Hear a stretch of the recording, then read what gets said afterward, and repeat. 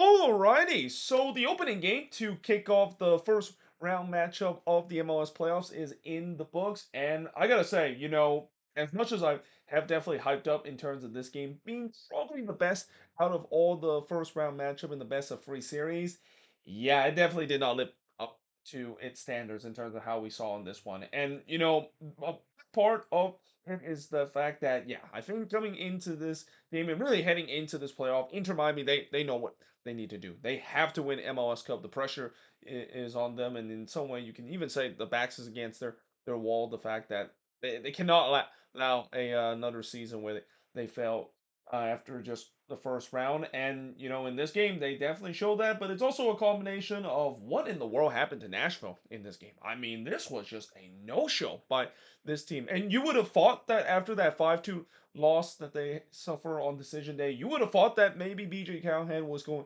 to make some adjustment and maybe that could be used as an encouragement to maybe get some revenge in this one, but it was the complete opposite in this one. I mean, it feels like the adjustment that Nashville was trying to do was maybe decide to sit back a little bit more and look for transition, which I mean, I don't think that was the right tactics to do so because that's literally what doomed them in the second half, and we kind of saw it again in this one. And instead of happening pretty much in the second half on decision day, it pretty much happened throughout the entire game. I mean, Miami just kind of control from minute one all the way up to the end of this one. Now, in the first half, the first shot of the game did see Messi free kick deflected off the wall. Miami definitely was on the front foot, and Nashville not as aggressive in the first half. And this again is kind of baffling because I understand that yes, you are the road team, and that you might look to trying to give Miami some respect and maybe sit back and try to hit on the transition. But again, that was kind of the same thing that they did in the second half. It did not work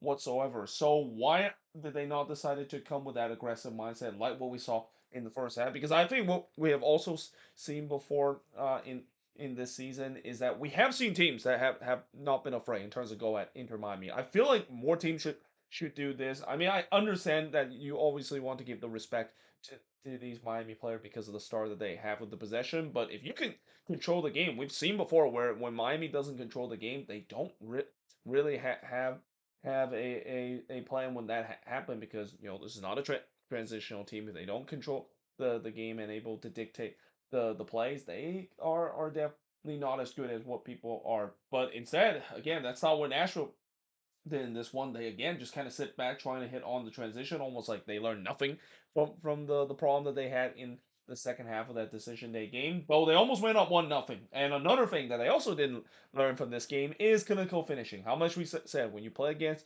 Miami, you have to take your chances, and this was a big opportunity for Schaffelberg. He was in on goal there, but he hits it right to Rios Novos. He did slip on this play. But yeah, that is one that not only Schaffelberg will want to have back, but that's one that Miami got away with it. I mean, just a WTF turnover in their own half. It was Noah Allen, the one that turns the ball over in a bad spot, got away with the one there. And then Muto was in on goal as well, but it's poked behind for a corner. And all of a sudden, remember how I said that maybe Nashville doesn't look like they were going to get the transitional moment? At least at that point, it looks like they were kind of proving me wrong. They were definitely exploiting Miami Achilles heel of the dangerous transitional moment. But as I said, one thing that they definitely did not learn from the last game is they're not being clinical in terms of finishing. And when you don't finish your chances, Miami doesn't need a lot of chances to take advantage. And especially that guy called Neil Messi that has literally right now have ownish over Nashville. I mean, it is incredible how much he has owned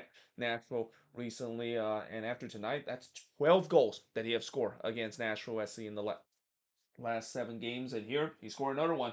This time from Suarez to give Inter Miami a 1-0 lead. It all started with a bad giveaway for Nashville in their own half, and then it finished off with just the entire back line who fell asleep. I mean, you just cannot do that. And this is very un Nashville. Like Nashville has always been a very disciplined team, even under BJ Callahan. They are a very disciplined team, but here they just completely lost track of where Messi is. I mean, you cannot lose track of the best player of all time in the box like that. That was just way too easy for Inter Miami to score, and just like that, Miami takes a 1-0 lead. Alande did look for another, but he was denied by Willis before Frey was in on goal there, but he hits the side netting. Miami had all the momentum up to this point. They were pressing to try to get another. The shots were 5-1 for Miami 35 minutes in. Suarez would then hits it right to Willis in the 42nd minute, and then Surridge had a rare opportunity for Nashville, but he puts it wide from close range. But despite the fact that Nashville put a lot, or despite the fact that Miami put a lot of pressure and Nashville was really under in the first half,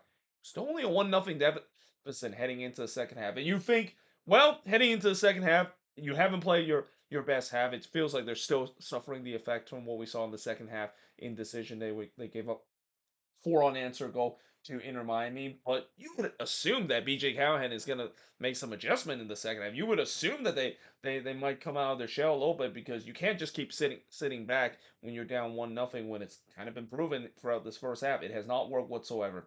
Now, instead, pretty much the same thing happened in the second half. Miami continued to control possession and the chances, and despite not much really happened, it doesn't really matter. I mean, Miami, as long as they control possession, as long as Nashville not really coming out of their shelf, not finding any transitional moment, there was no chance that Nashville would have won this one. And one thing that you also just feel like eventually is kind of inevitable is the fact that again, from what we see in the first half, Miami has been patient and able to eventually get some guilt or eight chances because this Nashville defense once again did not show up in this one. And guess what happened in the 62nd minute? Miami takes a 2-0 lead. It's Alande. He scored from Frey and Messi to make it 2-0 in favor of Inter Miami. And up to this point, you can clearly see the body language is not there. I mean, to be fair, the body language wasn't really there for Nashville throughout this entire game, but they just look like they're down and out. And this is where Miami feel like this is a training session for them. They're just gonna grind this game out and get the result. Alande would then head to wide from close before Willis denied Suarez. And this came after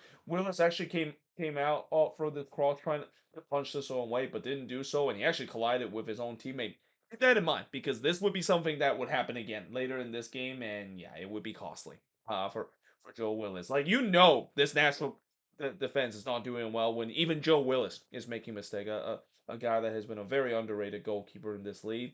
Alba then puts one into Key West before Cochran tried to do to a Lucas Orignano here, trying to chip the goalkeeper from his own half. Didn't quite do so. There was a shout for a penalty for Miami not given. Notice I didn't really start to write too much notes and kind of start to not focus too much about this game because I knew this game was is over. And even though I know it was 11 minutes of stoppage time, and despite the fact that Jake Zivin was trying his best to kind of manufacture some drama in this one, yeah, there was no drama in the stoppage time. And even if the 11 minute maybe give Nashville hope to get one back and see what happened, because in the 5th minute of stoppage time, their father, Lionel Messi, scored again. So here he scored to make it 3-1. And remember how I said Willis made a mistake earlier by spilling a punch and collide with his own teammates, some miscommunication at the back.